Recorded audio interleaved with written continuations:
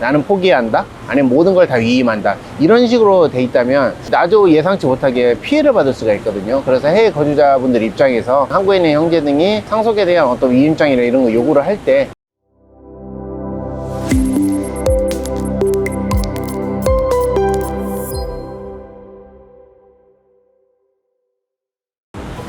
안녕하세요. 더 스마트 상속의 이효리 변호사입니다. 저희는 지금 제7회 한국 상속 상담회를 미국과 캐나다에서 진행 중에 있는데요.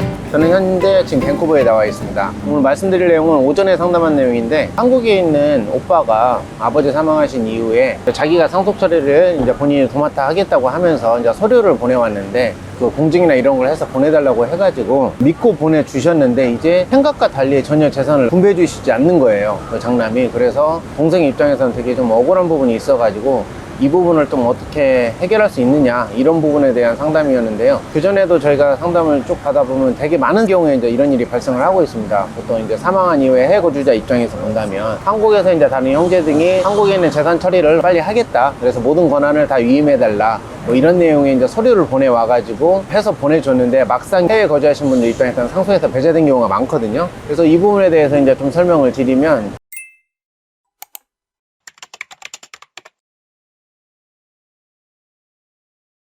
결론적으로 얘기한다면 이제 경우에 따라서 다르긴 하지만은 내 침해당한 상속권을 회복하기 위한 조치를 하실 수는 있습니다. 상속 회복 청구라고 하고요. 특이한 점은 청구를 할 수 있는 기한이 따로 있다는 것입니다.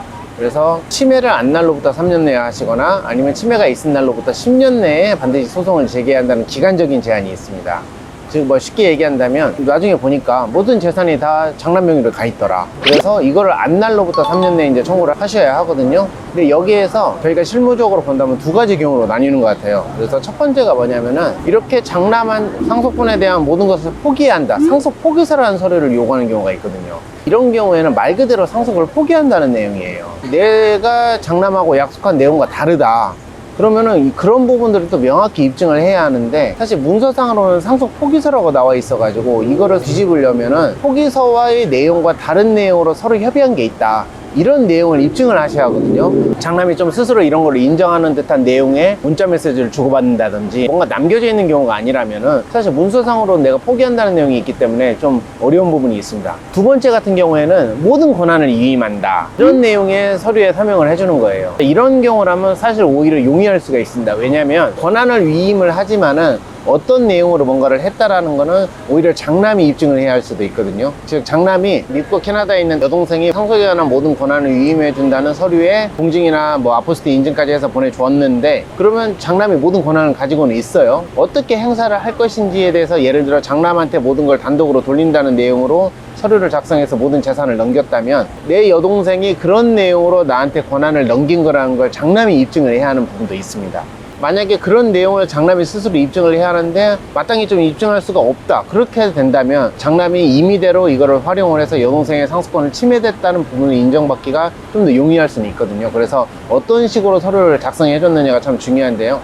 결론적으로 이걸 방지하기 위한 가장 좋은 방법은 그런 서류에 애초에 함부로 서명이나 공증을 해서 보내주시면 되진 않고요. 만약에 보내야 한다면 그 위임 내용이나 어떤 식으로 상속을 하겠다는 구체적인 내용이 기재되어 있는 게 좋지, 나는 포기한다, 아니면 모든 걸 다 위임한다, 이런 식으로 돼 있다면 나도 예상치 못하게 피해를 받을 수가 있거든요. 그래서 해외 거주자분들 입장에서 한국에 있는 형제 등이 상속에 대한 어떤 위임장이나 이런 거 요구를 할 때 그 내용을 어떻게 작성하는지를 좀 유념해서 작성해서 보내주셔야 하는 게 내가 침해될지도 모르는 상속권을 지키기 위한 뭐 좋은 방법이 될 것입니다.